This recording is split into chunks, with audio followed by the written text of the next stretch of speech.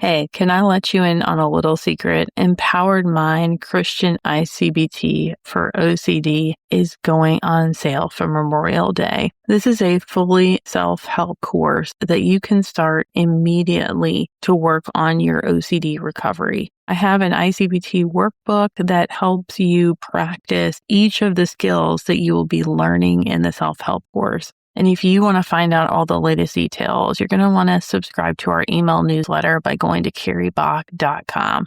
Everyone is talking about AI these days. If you're online at all, it's like use AI for this, ask AI that, use AI in your business. You're going to get left behind. That's all the content that I end up consuming on the business side. And we do utilize it some in the podcast in terms of writing blog posts to help people find the podcast, in terms of turning this content into some social media stuff that I don't have time to micromanage everything. So there are some uses, that ways AI is being utilized. But specifically today, I want to talk about, what about if you have OCD? Should you use AI, or can you use AI to help with OCD?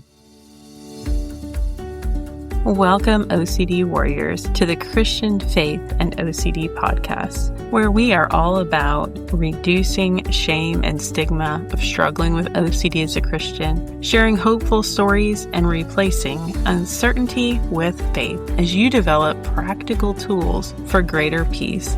I'm Carrie Bach, Christ follower, wife, mom, and licensed professional counselor in Tennessee. I pray you are blessed by today's episode.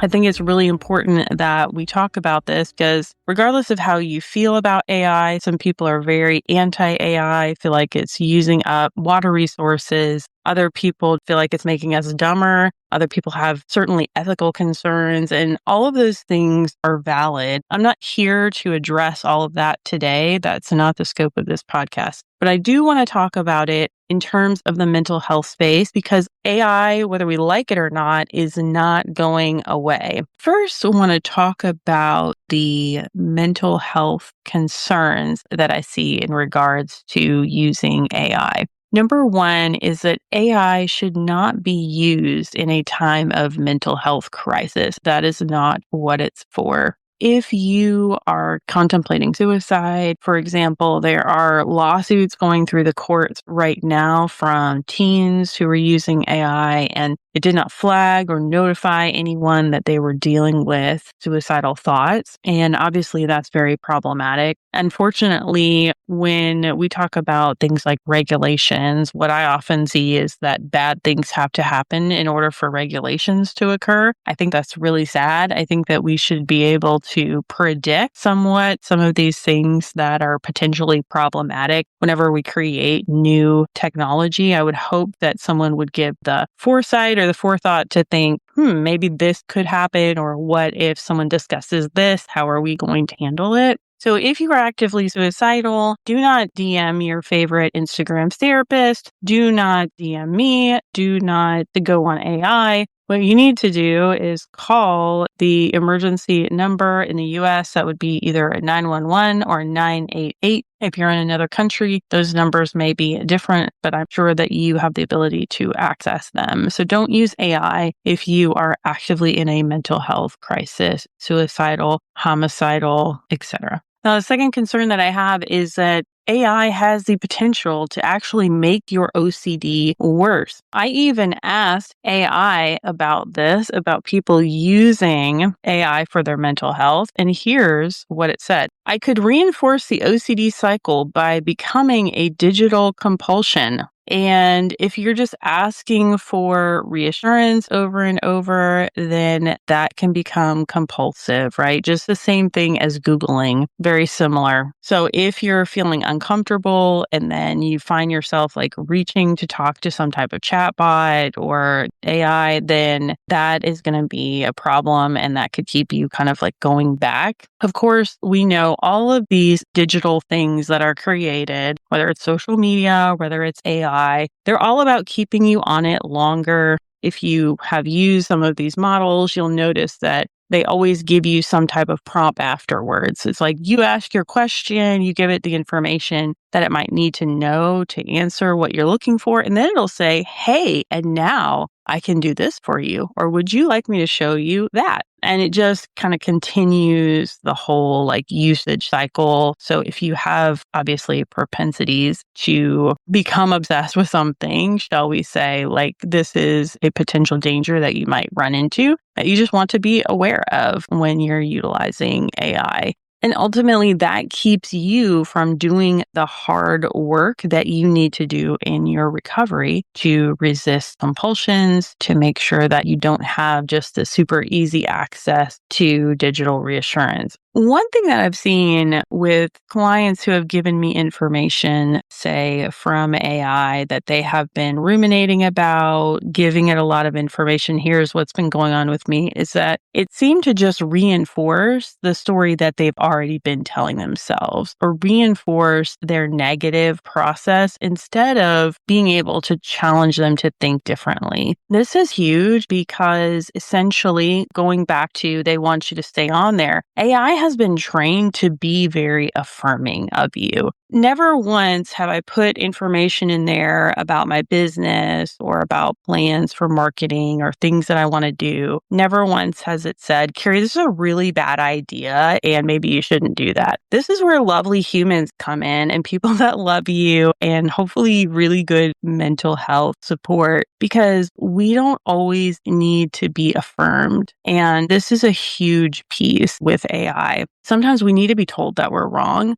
Sometimes we need to be told, hey, have you thought about this over here? Maybe there's a side of this that you're not seeing. Concern number 3, AI has very limited knowledge of you. It's only working off the information that you're giving it. And quite frankly, we're biased about our own selves. And sometimes it takes someone else to be able to say, hey, I'm seeing this pattern with you. Have you noticed that? Have you noticed that every time you come into the therapy room, it's like your head is down, you're in this like crunched position with your shoulders all in, and really may be a position of shame. Have you ever noticed that? What would it feel like for you to actually move your shoulders back and create this confident posture? Can you tell me about the last time you felt confident and just get your body in that position physiologically? These are the kind of things that can happen in therapy. These are the kinds of conversations that can occur, especially in trauma processing. This can be incredibly powerful. I've had many times where clients were almost in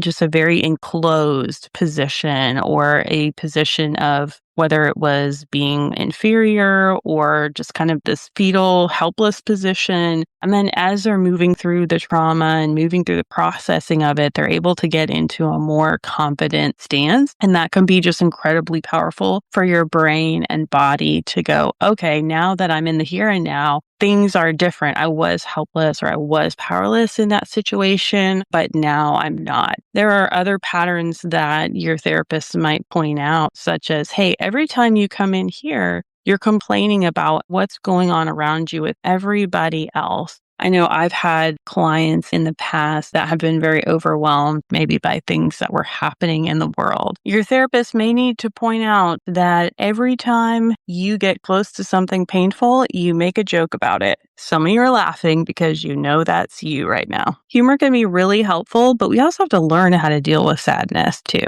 Therapists can also see incongruencies in between what you tell them is important to you and what you're actually doing. So someone may say, hey, my mother is elderly and in a nursing home, and I think it's important for me to go visit her and spend time with her. And then later you find out they're working 60 hours a week and you're like, hey, how is that going how is the balance of seeing your mother in the nursing home and working this many hours? And they'll say, oh, well, yeah, I haven't really been to see my mom lately and it really bothers me. Now I have this layer of guilt. So you say, okay, well, something's incongruent here. You're saying that you want something or that you value something, but you're not actually moving towards that. And so how can we shift or change that? Or what would that look like? Do you need to talk to your boss about your workload? Do you need to get some more people to help you on this project? It is a short season of work where you just need to finish something. Is it a long season? What is this looking like for you? And you can actually problem solve and work through some of those things. Unfortunately, I think that this is only going to get worse where we're going to start seeing usages of AI where it's a substitute for friendships, therapists, or other human connection. And the reality is, computers just can't do that for us. Spiritually, we know that we were created for human connection. This goes all the way back to the Garden of Eden, Genesis 2:18. It was not good for man to be alone. AI is a completely one-sided relationship. AI isn't going to get mad at you if you don't talk to it on a regular basis, like a friend might. You'll never have to resolve any conflict. AI is quite agreeable with you. We all have a desire to be fully known and fully loved, but trying to get these needs met by AI is like biting into one of those hollow Easter rabbits. It looks really good on the outside, but once you bite into it, there's really a lack of substance. And I'll give you an example just from my own life. There was a habit that I was trying to break, and I thought maybe I'll try this out with AI. Maybe I will help it use it more as a tracking tool. So every time that I engage with this habit that I don't want to, I'll type it into AI and it will just keep some kind of spreadsheet for me. And that way I don't have to do the extra work, right? Trying to find shortcuts here, okay? And then it started to get really weird because AI was saying, no judgment here. And I was like, you're a computer. You couldn't judge me if you really wanted to. This is very bizarre. And so I stopped. I was like, this is not a good road to go down. It's not a healthy road.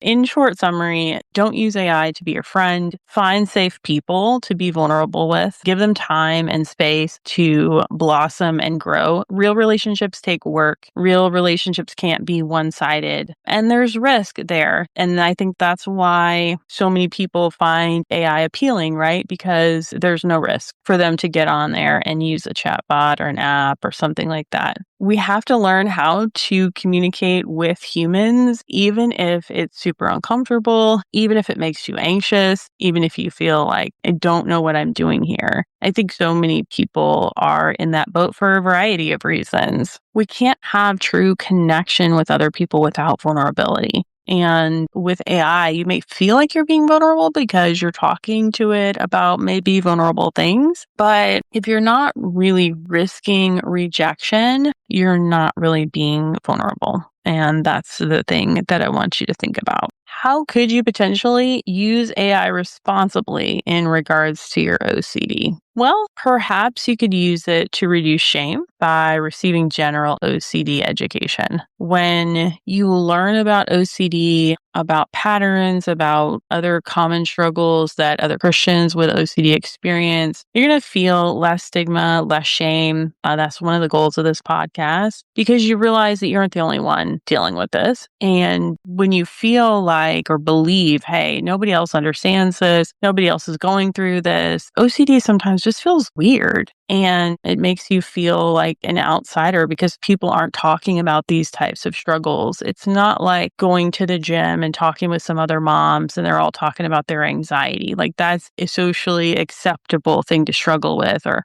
oh, I've been dealing with some postpartum depression. More people are talking about that. It's like, oh, okay, yeah, I went through some of that with my kid and it's this quote acceptable struggle. But no one is going to the gym around their mom friends and saying, yeah, I had a graphic thought about harming my dog this morning and I hid all the knives from myself to make sure that I wouldn't hurt anybody. People aren't opening up about those types of things. If you've listened to some of our personal story episodes, you probably just felt a sigh of relief with maybe some things that you could relate to or that you've been through. And that's what we hope for those episodes is, hey, we have found some people who are willing to talk about hard things and different struggles that they've had, whether that's with obsessions and compulsions or with spiritual struggles. And you know what? It's okay. Like, I can be a Christian and also be on the process of struggling towards healing and recovery. And this is just part of it. Sometimes it's messy and doesn't always look great. Once again, like, the human connection is so important for us. Maybe consider using AI to lighten your stress load. We know that stress makes OCD worse every time. And so, are there ways that potentially you could use AI to reduce your stress level in order to help with your OCD recovery? For example, and these are things that are not specifically related to OCD, but if finances are stressing you out, if you feel like, I just don't even know how to make a budget, you can upload bank statements or create a preliminary budget or have it help you create a budget. Have it look at subscriptions maybe that you could potentially cut out. Hey, if you cut out this subscription, you're going to save $15 a month, which adds up to this many dollars a year. I'm not going to do that math in my head, but maybe there are some things that expenses that you don't realize that are adding up over time. And you think, oh, it's just $5 here, $10 there, or $20 here. And those things can really add up. Maybe you're struggling with ADHD as well as OCD. I know that we've heard from some of our listeners that are struggling with both of those things. Maybe you're trying to develop things like healthy routines in your life, trying not to be time blind. You can work with the AI on mapping out a healthy morning routine. Many people are using AI to help increase their physical health, whether that's asking for quick and easy, healthy recipes for breakfast. And then if you find some recipes you like, you can have it create the grocery list for you without having to do all of that manually.